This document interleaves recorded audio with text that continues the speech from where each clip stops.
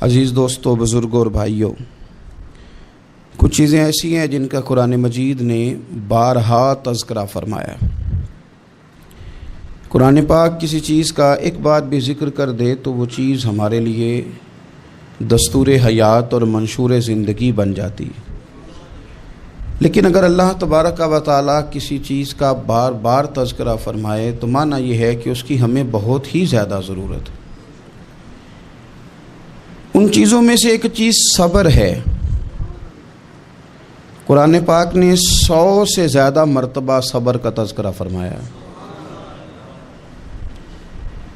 اتنی بڑی بات کو سمجھیے گا کہ 100 سے زیادہ مرتبہ قرآن پاک نے تذکرہ کیا ہے صبر کا، اور مختلف انداز میں۔ کہیں فرمایا کہ وَبَشِّرِ الصَّابِرِينَ، اے محبوب صبر کرنے والوں کو خوشخبری سنا دیجیے۔ کہیں فرمایا ان اللہ مع الصابرین، بے شک اللہ صبر کرنے والوں کے ساتھ۔ تو مختلف انداز میں، مختلف طریقوں سے اللہ تعالیٰ نے صبر کا تذکرہ فرمایا۔ سوسائٹی کے اندر، معاشرے کے اندر اور مسلمانوں کے اخلاقی رویوں کے اندر اگر صبر کو داخل کر لیا جائے تو ہم محسوس کریں گے کہ ہماری زندگی نہ صرف یہ کہ آسان ہو گئی ہے بلکہ محبتوں والی ہو گئی ہے، چاہتوں والی ہو گئی ہے۔ ہمارے رشتے ایک دوسرے سے ٹوٹ نہیں رہے بلکہ بننا شروع ہو گئے۔ تھوڑا سا صبر بہت ساری چیزوں کو ٹوٹنے سے بچا لیتا ہے۔ قرآن مجید کی جو آیہ کریمہ میں نے تلاوت کی، یہ سورہ آل عمران کی آخری آیت ہے۔ اللہ تعالیٰ نے فرمایا یا ایھا الذین آمنوا اصبروا وصابروا، اے ایمان والو صبر کرو، صابر بنو۔ اے ایمان والو صبر کرو اور صابر بنو۔ کیا مطلب؟ پہلے صبر کا مطلب یہ ہے کہ اگر تمہیں کوئی ذاتی تکلیف پہنچے تو اس پر صبر کرو۔ وصابروا، اس کا معنی یہ ہے کہ اگر دشمن کے مقابلے میں کسی اور کی طرف سے کوئی تکلیف آئے تو اس پر بھی صبر کرو۔ پھر فرمایا ورابطوا، اور ہمیشہ کمر بستہ رہو، اسلامی سرحدوں کے پہرے دار رہو۔ واتقوا اللہ، اللہ سے ڈرتے رہو۔ لعلکم تفلحون، اس امید پر کہ اللہ تمہیں کامیابی عطا فرما دے، تم فلاح پا جاؤ۔ یا ایھا الذین آمنوا اصبروا وصابروا، اے ایمان والو صبر کرو اور صابر بنو۔ صبر کرو، صابر رہو، یعنی جو ذاتی تکلیف آئے اس پر بھی صبر کرو۔ اور مصابرہ کا معنی سامنے سے آنے والی تکلیف۔ اگر بیماری آ گئی، کوئی پریشانی آ گئی، کہیں کوئی اپنا دنیا سے چلا گیا تو یہ ذاتی تکلیف ہے، اس پر بھی صبر کرنا۔ اور اگر اپنوں نے، بیگانوں نے کوئی تکلیف پہنچا دی، کوئی اذیت دے دی، وہ اذیت کئی صورتوں میں ہو سکتی ہے۔ تانا بھی ایک اذیت ہے، طنز بھی ایک اذیت ہے، کسی شخص کے بارے میں غلط کلمہ کہنا بھی ایک اذیت ہے، اور مقابلے میں کھڑے ہو جانا، لڑائی کرنا، یہ بھی ایک اذیت ہے۔ اس پر بھی صبر کرو۔ ورابطوا، اور اس طرح کرو کہ کمر بستہ رہو، جد و جہد کرتے رہو۔ واتقوا اللہ، اللہ سے ڈرو۔ لعلکم تفلحون، تاکہ تم کامیاب ہو جاؤ۔ صبر جب آپ کرتے ہیں نا اور صبر کا ارادہ کرتے ہیں تو اللہ تعالیٰ صبر کی توفیق بھی عطا فرماتا ہے۔ ہم نے یہ دیکھا ہے کہ ہمارے پاس نعمتوں کی کمی نہیں، ہمارے فریزر خوراک سے بھرے ہوئے ہیں، ہمارے دسترخوانوں پہ انواع و اقسام کی چیزیں چنی ہوئی ہیں، ہماری الماریوں میں کئی ہمارے لباس تیار شدہ لٹکے ہوئے ہیں، ہماری جیبوں میں ہماری ضرورت کا سرمایہ اللہ نے ہمیں دے دیا ہے۔ لیکن اس کے باوجود جو لوگ ایک دوسرے سے پیار نہیں کر پا رہے، جو ایک دوسرے کے قریب نہیں جا پا رہے، تو اس کی وجہ یہ ہے کہ صبر نہیں رہا، حوصلہ نہیں رہا، کسی چیز کو برداشت کرنا ہمارے مزاج کا حصہ ہی نہیں رہا۔ اور پھر چونکہ امت مسلمہ نے انقلاب برپا کرنا تھا، دنیا کو پیغام حق دینا تھا، اگر ان کے اندر حوصلہ ہی نہیں ہوگا، اگر انہیں صبر ہی نہیں کرنا آئے گا، استقامت ہی نہیں ہوگی، کہیں رکنا ہی نہیں آئے گا، تو یہ میدانوں کو سر کیسے کریں گے؟ کامیابیاں کیسے ان کا مقدر بنیں گی؟ رمضان المبارک میں بھی ماحول یہ ہو کہ افطاری سے 1 گھنٹہ پہلے نظر پوری ٹک جائے گھڑی پہ، اور تھوڑا سا بھی صبر مشکل ہو، اور رمضان المبارک میں سحری کے وقت میں اگر دہی والی دکان پہ بھی جھگڑا ہی ہو رہا ہو، اور شام کو سامان خریدنے میں بھی اگر بحث ہی ہو رہی ہو، تکرار ہو، جھگڑا ہو، تو پھر سیکھا کیا؟ پھر وہ جو ہمیں تربیت دی جا رہی تھی کہ ہم نے صبر کرنا ہے، تو پھر ہم نے اس میں حاصل کیا کیا؟ حدیث پاک سنیں گے، آپ کی طبیعت بڑی ٹھنڈی ہوگی۔ میرے نبی پاک صلی اللہ تعالیٰ علیہ وسلم نے ارشاد فرماتے ہیں کہ جو بندہ سوال سے بچنا چاہے گا، ارادہ کرے گا اللہ میں نے کسی سے نہیں مانگنا، فرمایا جو سوال سے بچنا چاہے گا رب اسے سوال سے بچا لے گا۔ اور جو لوگوں سے بے نیاز ہونا چاہے گا، کہے گا یا اللہ مجھے دنیا داروں کا محتاج نہ بنا، اپنی بارگاہ سے عطا فرما۔ جو لوگوں سے بے نیاز ہونا چاہے گا اللہ لوگوں سے بے نیاز کر دے گا۔ اور فرمایا جو صبر کا ارادہ کرے گا اللہ اسے صبر کی توفیق بھی عطا فرما دے گا۔ ارادہ تو کرے، پروگرام تو بنائے، توفیق تو اللہ دے گا۔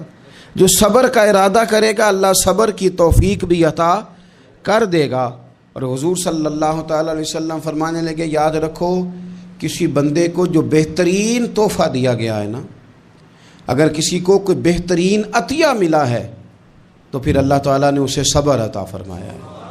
یہ بہترین تحفہ ہے، اس سے زندگی سنور جاتی ہے، اس سے انسان باوقار اور مطمئن ہو جاتا ہے، اس سے اس کے شب و روز آسانی سے بیتتے ہیں، وہ دنیا کی پک ڈنڈیوں سے آسانی سے گزر کے اللہ کی بارگاہ عالی مرتبت میں سرخرو ہو کر حاضر ہو جاتا ہے۔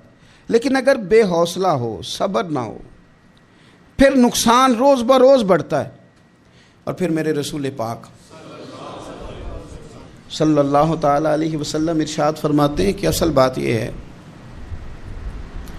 کہ اللہ تعالیٰ نہ کسی بندے کا درجہ بلند کرنے کا ارادہ فرماتا ہے، لیکن اس کے اعمال اس طرح کے نہیں ہوتے کہ اس کا درجہ بلند کیا جائے۔ اب رب کیا کرتا ہے، اللہ تعالیٰ اس کو مال کی، جان کی، اولاد کی کسی مشکل میں ڈال دیتا ہے، اس مصیبت پر وہ بندہ صبر کرتا ہے تو اللہ تعالیٰ اس کا درجہ بلند فرما دیتا ہے۔ اعمال اس قابل نہیں تھے کہ درجات بلند ہوں، وہ اعمال کی بنیاد پر نہیں کر سکتا تھا تو اللہ نے کسی مشکل میں ڈال کے نہ اپنے فضل سے درجہ بلند کر دیا۔ اب جو راہ طریقت کا مسافر تھا، جو سلوک کی منازل طے کر رہا تھا، جو اللہ رسول کے قریب جانے چاہ رہا تھا، اس کے لیے کتنی آسانی ہو گئی کہ مجاہدہ تو زیادہ نہ کر سکا، کثرت سے نفلی صوم و صلات کا بندوبست تو نہ کر سکا، تھوڑا سا صبر کیا، رب نے اپنا اور اپنے محبوب کا قرب عطا فرما دیا۔ تو یہ تو آپ صبر کرنے کے لیے جب نکلے ہیں تو آپ نے تو رب رسول کو پا لیا۔ یہ صبر تو وہ والا سفر ہے جس کی جو منزل ہے وہ اللہ رسول کا قرب ہے۔ ہم لوگ تھوڑی تھوڑی باتوں میں حوصلہ ہار جاتے ہیں، صبر چھوڑ جاتے ہیں، پریشانی بڑھ جاتی ہے، پتہ نہیں ایسے محسوس ہوتا ہے کہ جیسے یہی بندہ دنیا کا سب سے دکھی بندہ ہے۔ تو ایک تو یہ کہ ذاتی حیثیت سے صبر کرے، ایک یہ کہ پھر دشمن کا جب مقابلہ ہو، آمن نصبرو و صابرو، آپ کا جب مقابلہ سامنے کسی کے ساتھ ہو تو پھر تیر، تلواریں، اسلحہ، بندوقیں یہ نہیں زیادہ لڑتی، میدانوں میں حوصلے لڑتے ہیں، میدانوں میں صبر لڑتا ہے، میدانوں کے اندر توانائیاں لڑتی ہیں۔ میدان کربلا کے اندر کوئی مقابلہ نہیں تھا تیر کا تیر کے ساتھ، تلوار کا تلوار کے ساتھ کوئی مقابلہ نہیں تھا۔ میدان کربلا کے اندر ظلم کا صبر سے مقابلہ تھا، فتح کے ڈنکے یزید نے بجائے تھے، جشن ابن زیاد نے منایا تھا، لیکن قیامت تک اللہ نے جو فتح عطا فرمائی ہے تو وہ حسین ابن علی کے صبر کو عطا فرمائی، وہ سیدنا امام علی مقام کے صبر کو ملی۔ عزیز بھائی، صبر ہی ہمیشہ فاتح ہوتا ہے، صبر ہی جیتا کرتا ہے، صبر ہی کامیابیاں دیتا ہے، نتیجے صبر کے نکلتے ہیں، صبر کے، حوصلے کے نتیجے ہوتے ہیں۔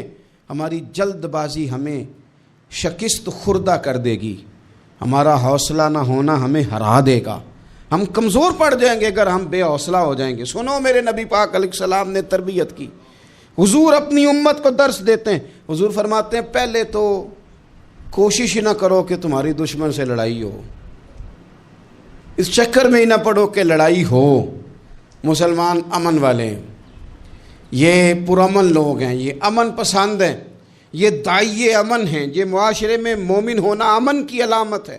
فرمایا پہلے تو یہ پروگرام ہی نہ بناؤ کہ تمہاری لڑائی ہو، اور فرمایا پھر اگر ہو جائے نا تو پھر صبر کے ساتھ مقابلہ کرو، پھر ڈٹ کے مقابلہ کرو، اور پھر یاد رکھو کہ یہ جو جنت ہے یہ تلواروں کے سائے میں ہے، جنت تلواروں کے سائے میں تمہیں ملے گی۔ پھر ڈٹنا سیکھو۔ پہلے تو بات یہ کہ تم یہ ارادہ ہی نہ کرو لڑائی، اور اگر کبھی ہو جائے وہ لوگوں کو بتاؤ کہ ہیں ہم پرامن لوگ، پر دین کے لیے کھڑا ہونا ہو تو پھر ہم سے زیادہ کسی کو کھڑا بھی نہیں ہونا آتا، پھر ہم سے زیادہ کسی کے پاس طاقت بھی نہیں۔ حضرت مولا علی شیر خدا رضی اللہ تعالیٰ عنہ کے زمانے میں کفر کے ساتھ ایک جنگ ہو رہی تھی، تو کافروں نے نا جاسوس بھیجے کہ یار پتہ تو کرو مسلمانوں کی تیاری کس طرح کی ہے۔ تو جاسوس واپس جا کے کہنے لگا سمجھ کوئی نہیں آئی ان کی، وہ تو راہب قسم کے لوگ ہیں، صوفی قسم کے لوگ ہیں، وہ تو کٹے ہوئے ہیں دنیا سے، مسلوں پہ بیٹھ جاتے ہیں، رات کو تو لگتا ہے دنیا سے تعلق ہی کوئی نہیں، لیکن سویرے اٹھ کے میدان میں تلوار لے کے نکلتے ہیں تو لگتا ہے ان سے بڑا مجاہد ہی کوئی نہیں۔ یہ عجیب لوگ ہیں کہ رات کو مسلح پہ بیٹھے ہیں تو لگتا ہے کٹ گئے دنیا، یہ صوفی لوگ ہیں، درویش ہیں۔ یہی مسلمان کی شان ہے، ہو ہلکا یاراں تو برے شم کی طرح نرم، رزم حق و باطل ہو تو فولاد ہے مومن، ادھر آ ستمگر ہنر آزمائیں تو تیر آزما، ہم جگر آزمائیں۔ ہم تجھے اپنا حوصلہ بتاتے ہیں کتنا، دیکھ ہمارے حوصلے سے ٹکرا کے دیکھ یہ کتنا طاقتور اور مضبوط ہے۔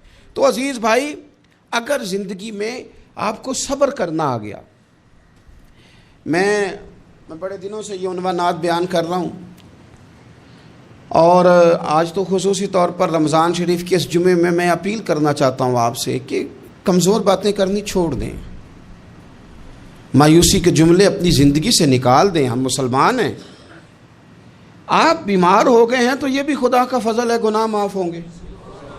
اگر اللہ تعالیٰ نے فقیر بنا دیا، غریبی آ گئی ہے تو یہ بھی فضل ہے، امیروں سے پہلے جنت میں جائیں گے۔ اگر اللہ تبارک و تعالیٰ نے کسی جگہ آپ کو مکان نہیں دیا اور دوسرے کو دے دیا ہے تو آپ وہ لوگ ہیں جو عظیم سنت ادا کر رہے ہیں سیدنا بلال حبشی کی۔ اگر کسی جگہ کوئی کمزوری آ گئی ہے، کوئی پیچھے رہ گئے ہیں تو یہ خدا کا فضل ہے۔ اللہ تعالیٰ نے چاہا ہمارے لیے جو فیصلہ تو ہم اس پہ راضی ہیں، لیکن اپنی زندگی میں اور شکوے اتنے بڑھا لیے، ہم نے اتنے بڑھا لیے کہ لوگوں سے شکوے کرتے کرتے رب رسول سے بھی شروع کر دیے۔ غلام بھی کبھی شکوہ کرتا ہے، آقا کا بھی شکوہ ہوتا ہے، بندہ بھی کبھی شکوہ کرتا ہے، رب کا بھی شکوہ ہوتا ہے، یہ بھی کبھی ہوتا ہے۔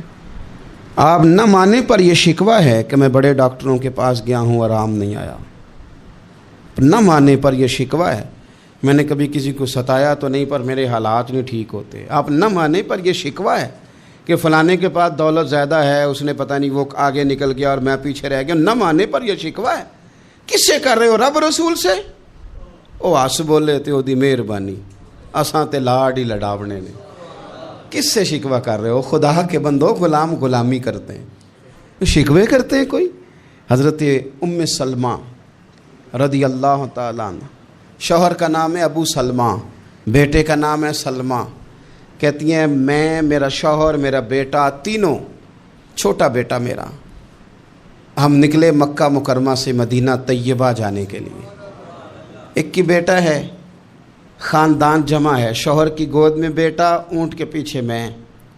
فرماتی ہیں مدینے کی سرحد آ گئی تو میرے میکے والے آ گئے، کہنے لگے ابو سلمہ نہیں لے جانے دیں گے مدینے اپنی بیٹی کو۔ میں نے کہا میں مسلمان ہوں، میں تو اپنے شوہر کے ساتھ مدینے جاؤں گی۔ انہوں نے کہا نہیں جا سکتے، تو نے جانا ہے تو جا، ہماری بیٹی نہیں جائے گی۔ زبردستی مجھ سے انہوں نے مجھے میرے شوہر سے الگ کیا۔ کہتی ہیں پھر میرے شوہر کے قبیلے والے آ گئے، وہ کہنے لگے اگر تم اپنی بیٹی کو نہیں نہ جانے دیتے تو یہ جو ہمارا پوتا ہے یہ ہماری نسل ہے، تمہارا نہیں، اسے ہم نہیں جانے دیں گے۔ وہ بچہ اپنی طرف کھینچتے تھے، میں اپنی طرف کھینچتی تھی، مدینے کی سرحد پہ۔ یہ جھگڑا زمین کے لیے نہیں ہو رہا، مکان کے لیے نہیں ہو رہا، حضور کے مدینے جانے کے لیے ہو رہا، حضور کے مدینے جانے کے لیے ہو رہا، مدینے جانے کے لیے ہو رہا۔ لنگ کئی مہینے تے برس گئے تے تیری دید نو دیدے ہی ترس گئے، انہوں نے بچہ کھینچا، میں نے اپنی طرف کھینچا، میرے بچے کا بازو اتر گیا۔ فرماتی ہیں میرے شوہر مدینے چلے گئے، بیٹا میرا میرے سسرال والے لے گئے، مجھے میکے والے لے گئے۔ آج بھی کچھ سیانے بندے کہتے ہیں اس کو نکال دو اور بچے چھین لو۔ ان کا بھی خیال تھا کہ بیٹا لے جائیں گے نا تو ابو سلمہ بھی مدینے سے واپس آ جائے گا، یہ بھی واپس آ جائے گی۔ او یار، اتنا بڑا بھی ظالم کوئی نہیں ہوگا جو ماں باپ سے بچے جدا کرے۔ فرماتی ہیں کہ وہ لے گئے چھین کے، میں میکے چلی گئی۔ لوگ روٹی کھاتے تھے، میرے حلق سے نہیں گزرتی تھی۔ زمانہ سویا کرتا تھا، میں سو نہیں پاتی تھی۔ بیٹا کہاں، شوہر کہاں، میں کہاں۔ ام سلمہ کتنی دیر تکلیف کاٹی؟ جناب ام سلمہ کہنے لگی لوگوں 1-2 دن نہیں، پورا سال بیت گیا، پورا سال، پر جے سونا ہی میرے دکھ وچ راضی، جے سونا ہی مارو مارو مینو مار مکاؤ، میں کوئی عذر نہ پیش لے آواں، او جے سونا ہی میرے دکھ وچ راضی، پھر سکھ نو چلے ڈاواں۔ فرمایا سال بیت گیا، لوگ صبح اٹھ کے کام کاج پہ لگ جاتے، کپڑے بدلتے، ڈیوٹیاں کرتے، اور میں سویرے اٹھ کے اس جگہ آ جاتی جہاں میرا شوہر اور میرا بیٹا بچھڑا تھا۔ میں سارا دن روتی، آہوزاری کرتی، حضور کے مدینے کی طرف منہ کر کے میں تڑپتی۔ سال بیت گیا، سال، ایک ہفتہ نہیں نکلتا بچوں کے بغیر۔ بڑے بڑے سیانے لوگ پردیس جاتے ہیں تو بچوں کی فوٹو دیکھ دیکھ کے روتے ہیں، لیکن کہتی ہے ماں تھی، بیٹا بچھڑا اور پھر بیٹا بیمار ہو اور ماں سے جدا ہو، کتنی تکلیف کا منظر ہے۔ آپ فرماتی ہیں کہ 1 سال بیت گیا اور میں نے کسی کی منت نہیں کی، میں نے کوئی شکوہ نہیں کیا، اس لیے کہ جس حال میں رب و رسول رکھیں۔ یہ حوصلہ، یہ صبر، یہ توانائی 1 سال کے بعد میرے چچا کا بیٹا میرے پاس سے گزرا، تڑپتے دیکھ کر کہنے لگا میری بہن تو سارا دن روتی رہتی ہے۔ تو میں نے کہا بھائی تمہیں کیا بتاؤں، اس کا شوہر چلا جائے، بیٹا جدا ہو جائے، وہ کیا کرے گی؟ فرماتے اس نے جا کے میرے باپ سے، اپنے والد سے، میرے خاندان والوں سے کہا اس کی سزا کب ختم ہوگی؟ اس غریبنی کا قصور یہ ہے کہ یہ مدینے والے کا کلمہ پڑھتی ہے، اس کی غلطی یہ ہے کہ یہ مسلمان ہو گئی ہے، دین حق قبول کر لیا ہے، کیوں نہیں تم خیال کرتے؟ کہتے ان کے دل نرم ہوئے، وہ رضامند ہوئے مجھے مدینے جانے پہ۔ پھر اس نے کوشش کی میرے سسرال پیغام بھیجے، کب بس کرو، اور بچہ تو چڑیا کا جدا ہو جائے تو وہ تڑپا کرتی ہے، اور تم نے ایک جیتی جاگتی ماں کا بیٹا جدا کیا ہے۔ وہ بھی نرم ہوئے، رب نے اسباب بنائے، میرا بیٹا مجھے ملا۔ کہنے لگے تو رہ جا، میں نے کہا نہیں، تم مسلمان نہیں ہو، تمہیں پتہ نہیں نا، میں یہاں نہیں رہ سکتی، مجھے مدینے ہی جانا ہے۔ اکیلی اتنا سفر، جنگلوں کا رستہ، پہاڑی رستہ طے کر لو گی؟ میں نے کہا میں کر لوں گی۔ جنوں ویکھ کے ٹھر دیاں اکھیاں نے تے جنوں ویکھ کے ٹھر دا سینہ ہے، ربا تیری ساری خدائی چ ایک کی تے شہر مدینہ ہے۔ کہتی میں اونٹ پہ بیٹھی، بیٹا میں نے گود میں بٹھا لیا، میں سفر کرنے لگی، پر دل میں کھٹکا تھا کہ اتنا لمبا سفر، بیٹا چھوٹا ہے، کیسے کروں گی؟ کہتے مجھے عثمان بن طلحہ مل گئے، کہنے لگے کہاں جا رہی ہو بہن؟ میں نے کہا مدینے۔ کہنے لگے اکیلے جاؤ گی؟ میں نے کہا جانا تو ہے نا، کوئی ساتھ چلے نہ چلے پر شہر رسول تو جانا ہے نا۔ آپ فرماتی ہیں میں نے عثمان بن طلحہ سے نیک بندہ کوئی نہیں دیکھا، میرے اونٹ کی لگام تھام لی۔ جب مجھے اونٹ پہ بٹھاتے تھے نا، اونٹ بٹھا کے چلے جاتے تھے، میں بیٹھ جاتی تھی تو آ کے لگام تھامتے تھے۔ جب کہیں مجھے اتارتے تھے تو اونٹ بٹھا کے چلے جاتے تھے، میں اتر جاتی تھی تو اونٹ کو باندھتے تھے۔ سونا ہوتا تھا تو اونٹ بٹھا دیتے، میں اتر جاتی، وہ دور جا کے لیٹ جاتے۔ فرماتی تھی پھر میرے لیے میرے رب نے اسباب پیدا کیے اور میں مدینہ پہنچی، میں شوہر سے ملی، اور لوگوں میرے نصیب دیکھو، میں رہنے کہاں لگی؟ حضور کے مدینے میں، شہر رسول میں، شہر رہ پائے نظر ہوش میں آ، یہ کوہ نبی ہے۔ میں حضور کے حرم کی زمین اور قدم رکھ کے چلنا، ارے سر کا موقع ہے او جانے والے، مدینے کے خطے خدا تجھ کو رکھے، غریبوں فقیروں کے ٹھہرانے والے۔ کہتی ہے میں وہاں بسنے لگی۔ آپ فرماتی ہیں مسلمانوں، شاید مجھ سے زیادہ تکلیف کسی نے نہ سہی ہو، پر دیکھو 1 سال پورا میں تکلیف میں رہی، اور جب میرا صبر سال کو پہنچا، صبر کی عمر 1 سال ہوئی، تو پھر رب نے بندوبست کیا، پھر میرے گھر والے بھی نرم ہو گئے, سسرال والے بھی نرم ہو گئے, رب نے میرے آنے جانے کے لیے ایک بندے کا بندوبست بھی فرما دیا, پھر میرا شوہر تک بھی میں پہنچ گئی, مجھے مدینہ الرسول بھی نصیب ہوا. 1 سال میں نے صبر کیا تھا, رب نے مجھے مستقل مدینے کا ٹھکانہ عطا فرما دیا. لیکن جو بندہ صبر ہی نہ کر پائے, جو صبر ہی نہ, جو کہ جی بڑی دور سے آیا ہوں, بڑی دیر ہو گئی, بڑا ٹائم ہو گیا, کب جا کے مسئلہ حل ہوگا, وہ جو آپ نے بتایا تھا وہ تعویذ کب اثر کرے گا, وہ دعا کب قبول ہوگی, وہ فلانا معاملہ کب, بھئی یہ ڈیٹ تو آپ کو رب رسول ہی دے سکتے ہیں. بندہ تو کوئی اطلاع ہی دے گا, پیغام ہی دے گا, دعا ہی کرے گا. اگر زندگی میں حوصلہ ہی نہیں ہوگا, اگر آپ کو یہ قرار ہی نہیں آئے گا, ٹھہرنا ہی نہیں آئے گا کسی میدان میں. دیکھیں کچھ ایسی اذیتیں ہوتی ہیں جو اذیت ناک ہوتی ہیں, لیکن اگر غلامی میں آ جائے نا آپ تو وہ اذیت ناک نہیں ہوتی, اس چبھن میں مزہ آنے لگتا ہے. کئی درد بھی مزیدار ہوتے ہیں, کئی درد بھی, کبھی زخم ٹھیک ہونے پہ آ جائے نا تو اسے چھیڑو تو مزہ آتا ہے, اس لیے کہ کچھ درد بھی مزیدار ہوتے ہیں. آتش سے کسی نے کہا تو روتا بڑا ہے, اس نے کہا محبوب کی یاد میں تڑپتا ہوں, ابھی تو ایک دل ہے, میرے تو خواہش تھی کبھی 2 ہوتے نا تو صحیح کر کے تڑپتا. رب نے دل ایک بنایا, کہتا وہ مزہ دیا ہے تڑپ نے کہ میری آرزو ہے یا رب, میرے دونوں پہلوؤں میں دل بے قرار ہوتا. درد میں بھی مزہ ہے, پر شرط یہ ہے کہ لوگ درد میں بھی جینا سیکھیں. ہم نہ آرام میں جینا چاہتے ہیں, پنکھے کے نیچے جینا چاہتے ہیں. کاش کہ ہمیں صحرا میں بھی نیند کا مزہ لینے کا طریقہ آئے, پھر زندگی کے سارے راستے آسان ہیں, پھر اقرا بھی مشکل نہیں. لیکن چونکہ حوصلہ نہیں, صبر نہیں, وہ والا قرار نہیں جو ایک مسلمان سے رب رسول کا مطالبہ ہے. حدیبیہ کے موقع پہ نا نبی پاک صلی اللہ علیہ وسلم نے جو شرطیں کافروں کے ساتھ طے کی تھی نا, حضور نے نور بصیرت سے کی تھی نا, تو انہی شرطوں نے پھر فتح کے باب کھول دیے. ان فتحنا لک فتحا مبینا.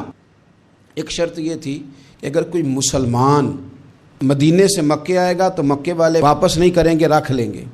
پھر غور کریں, کوئی مسلمان اگر مدینے سے مکے آئے گا تو مکے والے واپس نہیں کریں گے, اور اگر کوئی بندہ مسلمان اپنے آقا کی مرضی کے بغیر مسلمان ہو جائے اور وہاں سے وہ مدینے آئے گا تو حضور پناہ نہیں دیں گے. تو میرے بھائی, محبوب کی طرف سے آنے والا نہ صرف سوکھ ہی نہیں قبول کرنا چاہیے, دکھ بھی قبول کرنا چاہیے, دکھ بھی قبول کرنا چاہیے.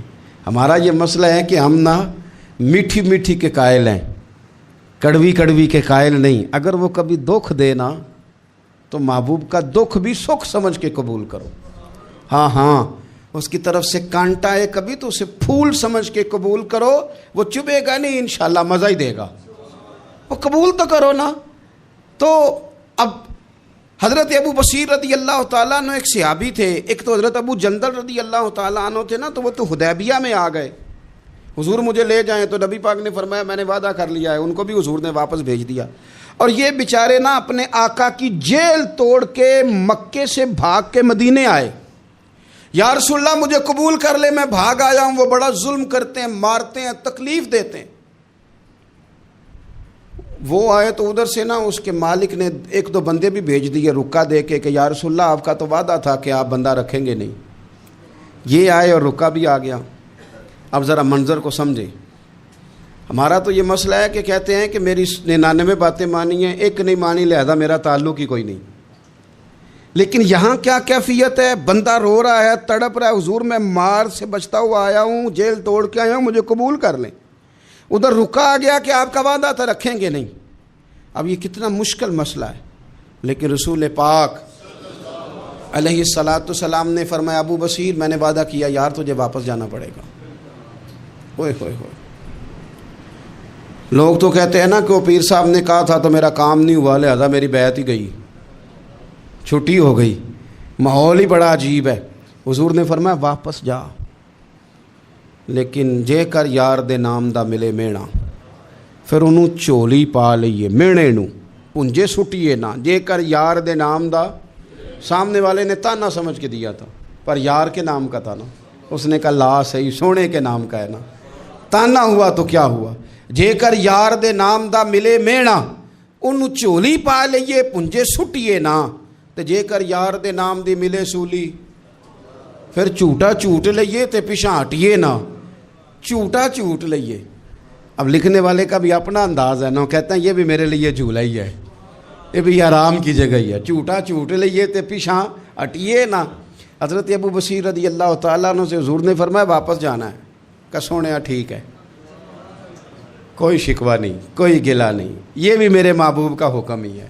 اور کیا بات ہے، میرے نبی وعدوں کے پکے ہیں، کیا بات ہے، حضور نے جو کہا کر کے دکھایا۔ کہتے ہیں میں واپس جا رہا تھا، ایک دو بندے ساتھ تھے، جب مدینے کی حد گزر گئی نا، حضور نے تو کہا تھا نا مدینے میں پناہ نہیں دینی، تو میں نے اس سے کہا یار تلوار بڑی سونی ہے، ذرا دکھانا۔ اس نے دکھائی تو ایک کی میں نے گردن کاٹ دی، دوسرا ویسے ہی بھاگ گیا، اور بھاگ کے حضور کے پاس آیا، جی اس نے تو مار دیا ہے۔ تو سرکار فرمانے لگے میں نے تو وعدہ پورا کیا تھا نا، تم سے نہیں سنبھالا گیا تو معاملہ تمہارا ہے۔ اب حضرت ابو بصیر رضی اللہ تعالیٰ نے واپس آئے، عرض کی حضور اب میرے لیے کیا حکم ہے؟ حضور نے فرمایا میاں حکم وہی ہے، مدینے میں ہم نہیں رکھ سکتے، تم مدینے میں صحابہ تھے نا، حضور کی باتوں سے خوشبو لیتے تھے، مدینے میں نہیں رکھ سکتے۔ حضرت ابو بصیر کہتے ہیں میں مدینے کی سرحد سے نکل گیا، اس جگہ چلا گیا جو نہ مکے کی ریاست میں تھا نہ مدینے کی، ایک مقام ایس تھا جہاں میٹھے پانی کے کنویں تھے، وہاں رہنے لگا۔ حضرت ابو جندل کو پتہ چلا کہ ایک نیا ٹھکانہ بن گیا، وہ بھی جیل توڑ کے آ گئے، 70 بندے آ گئے، وہاں سے قافلے گزرتے تھے کافروں کے، یہ بھی مسلمانوں کو تنگ کرتے تھے، اگر مکے سے کوئی قافلہ گزرتا تھا تو ہم نے بھی ان کو پکڑا، کافر کا مال مال غنیمت اسباب بن گیا۔ اور وہ جب قافلہ لے کے آتے تھے تو ڈرے ہوتے تھے، اور ان کو تو ستایا تھا نا، کہتے ہمیں ستایا بڑا تھا، ہم تو انقلابی بن گئے تھے، ہم تو رکھ لیتے نا، بڑی منت کرتے، بڑی جان مشکل سے چھڑاتے، 70 بندے ہو گئے، پھر 300 ہو گئے۔ تب وہ بصیر کہتے ہیں دنیا مدینے جاتی تھی لیکن ہم تڑپتے تھے، ہم تڑپتے تھے، روت لنگ گئی ہے پھر باہر آندی تے اج چٹھیاں مدینے آئیاں نہیں، ہم تڑپتے تھے کہ یار کوئی موقع ملے، روز رات کو روتے تڑپتے۔ 300 انقلابیوں کا جتھا صبر سے بیٹھا ہے مدینے کی سرحد پہ، اندر آنے کی اجازت نہیں، پر غلامی میں روز اضافہ ہو رہا ہے۔ صبر دیکھو، غلامی میں روز اضافہ ہوتا ہے۔ تنگ آ گئے کافر، پہلے بڑی ڈینگیں مارتے تھے کہ دیکھو ہم نے کیسی شرط منوائی ہے، کیسی شرط منوائی ہے کہ ان کا بندہ آئے گا تو ہم واپس نہیں کریں گے، ہمارا جائے گا تو انہیں کرنا پڑے گا۔ پھر اتنے تنگ آئے کہ خود آ کے کہنے لگے حضور مہربانی کریں، یہ شرط تو ختم کریں نا، اور ان 300 کو تو مدینے بلائیں، مہربانی فرمائیں۔ حضور بڑے خوش ہوئے، آج غلاموں کے نام پیغام لکھا، غلاموں کے نام پیغام لکھا، چٹھی لکھی حضور نے۔ چٹھی کس چیز کی لکھی؟ آ جاؤ یار مدینے آ جاؤ، چٹھی آئی مدینے آنے کے لیے۔ حضرت ابو بصیر کے نام چٹھی گئی، آ جا یار مدینے، آ جا تیرے نام پیغام سب لائی ہے سرکار نبی سے، اور آیا ہے بلاوا مجھے دربار نبی سے۔ پیغام آیا۔ حضرت ابو بصیر اتنے بیمار تھے کہ نزع کا عالم تھا، لیکن اس عالم میں بھی انتظار تھا۔ اس آخری ویلے اکھیاں میریاں رات تکنائے تیرا تے سجنا کچھ بھی نہیں جانا، جے پا جاویں ایک پھیرا تے سر میرے تے آن کھلوویں تے پھر پردہ رہ جائی میرا، سوکھا نکلے صاحب ظہوری جے ویخ لوے مکھ تیرا۔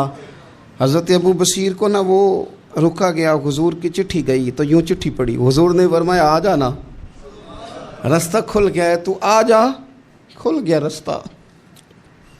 دعا فرماؤ مدینے کے رستے کھل جائیں، کرو نا یار دعا مدینے کے رستے کھل جائیں۔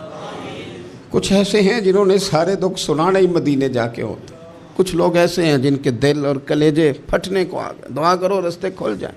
حضور نے فرمایا آ جا تیرا راہ کھل گیا۔ حضرت ابو جندل کہتے ہیں میں سرانے کھڑا تھا، حضرت ابو بصیر کے خط پڑھا، مسکرائے، اشارے سے کہنے لگے کہ دیکھ میرے نبی کا خط ہے، حضور کی چٹھی میرے نام آئی ہے، پڑھنا۔ تو میں نے بھی پڑھی، پہلے روئے، پھر کلمہ پڑھا، پھر میرا ہاتھ تھاما، روح ہی پرواز کر گئی ہمیشہ کے لیے، ہمیشہ کے لیے۔ وہ ظاہری جسم کے ساتھ تو مدینے نہ پہنچے، پر قبر میں گئے تو مدینے والے کی زیارت نصیب ہو گئی، قبر میں حضور کی زیارت نصیب ہو گئی۔ قبر میں حضرت ابو جندل کہتا ہے میں نے جنازہ پڑھا اور اسی مقام پہ جہاں انہوں نے انتظار کیا تھا نا، وہ مقام میں انتظار ان کا مزار بنا، مزار کے ساتھ مسجد بنی، مسجد کا نام مسجد ابو بصیر رکھا گیا۔ انہوں نے اس انتظار میں جان دے دی پر صبر کیا، شکوہ نہیں کیا۔ یارو اتنی شکایتیں، اتنے شکوے۔ ایک بات میرا اور کرنے کو دل کر رہا ہے۔ ایک صحابی تھے حضرت عاصم بن ثابت رضی اللہ تعالیٰ عنہ، جنگ احد میں نا حضور کے ہاتھ پہ موت کی بیعت کی، جنگ احد میں بیعت کی، سونیا تیرے نام پہ مرنا، ڈٹ کے لڑے۔ سلافہ بن سعد کے 2 بیٹے بدر میں قتل کیے انہوں نے۔ اس نے قسم کھائی کہ معاذ اللہ میں ان کا سر منگا کے تو ان کی کھوپڑی میں شراب پیوں گی۔ سلافہ بن سعد نے یہ قسم کھائی کہ میرے 2 بیٹے قتل کیے ہیں، میں ان کی کھوپڑی میں شراب پیوں گی معاذ اللہ۔ ایک قبیلہ غزیل تھا، انہوں نے احد کے بعد حضور سے کہا کچھ قاری ہمیں دے دیں، ہم نے قرآن سیکھنا ہے۔ تو نبی پاک نے کچھ بندے بھیجے، تو عاصم بن ثابت کو بھی بھیجا، لیکن انہوں نے دھوکہ کیا، وہاں جا کے ان کو گرفتار کر لیا۔ جب گرفتار کر کے مکے والوں کے ہاتھ بیچنے لگے تو حضرت عاصم بن ثابت نے تلوار نکال لی، فرمانے لگے میں کافر کا قیدی ہو کے جینے سے بہتر ہے شہادت کی موت مر جاؤں۔ کافروں کا قیدی لڑے اور فرمانے لگے میرے کمان میں تیر باقی ہے، میں لڑوں گا اور اتنا لڑوں گا کہ تمہیں پتہ چلے گا مجھے لڑنا آتا ہے۔ اور فرمایا میں صبر کروں گا اور صبر کر کے دکھاؤں گا، میں ڈٹوں گا اور تمہیں ڈٹ کے۔ اکیلا بندہ میدان میں ڈٹ گیا، اکیلا۔ جب تیر ختم ہو گئے تو پھر نیزہ نکال لیا۔ یہ بات آپ کو اس لیے سمجھا رہا ہوں کہ کچھ لوگ کہتے ہیں جی میں اکیلا کیا کروں، تو یہ آخر میں یاد رکھیں کہ صبر آپ نے کرنا ہے چاہے اکیلے بھی رہ جائیں، حوصلہ کرنا ہے چاہے اکیلے بھی رہ جائیں۔ اکیلے لڑے، تیر ختم ہو گئے تو نیزہ نکال لیا، خوب لڑے۔ اب اس نے قسم کھائی تھی کہ میں نے ان کی کھوپڑی پہ معاذ اللہ کھوپڑی منگانی ہے، سار منگانا ہے، اور یہ جو لے جا رہے تھے دھوکے کے ساتھ یہ بھی بیچنے لے جا رہے تھے۔ تو جب تھک گئے نا اور چاروں جانب سے جسم میں تیر پہ وسط ہو گئے تو دعا مانگی، اکیلا بندہ اور صبر کا مقام، دعا مانگی، کہا اے اللہ میں نے آخری دم تک تیرے دین کی حفاظت کی ہے، اب تو میرے جسم کی حفاظت کرنا، ان کے ہتھے نہ چڑھ جائے میرا جسم۔ حضرت عاصم بن ثابت رضی اللہ تعالیٰ عنہ شہید ہو گئے۔ کافر قریب گئے جسم پکڑنے کے لیے، گرفتار کرنے کے لیے، سر کاٹنے کے لیے، تو شہد کی مکھیاں آ گئیں، پورے جسم پہ قبضہ کر لیا۔ قریب جاتے تو مکھیاں لڑتی، کہنے لگے پیچھے ہٹ جاؤ، شام ہوگی نا توڑ جائیں گی، پھر ہم سر کاٹ لیں گے۔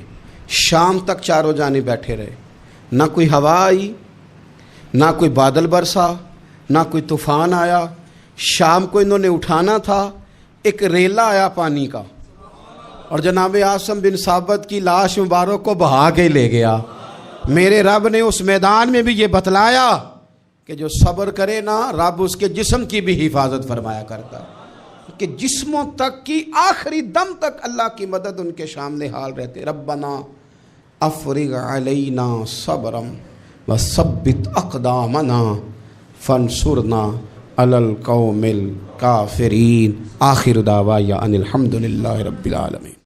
عشق میں آیا وہ مقام آخر، عشق میں آیا وہ مقام آخر، خود کے جذبے میں ہے، خود کے جذبے میں ہے امام آخر، عشق میں آیا وہ مقام آخر۔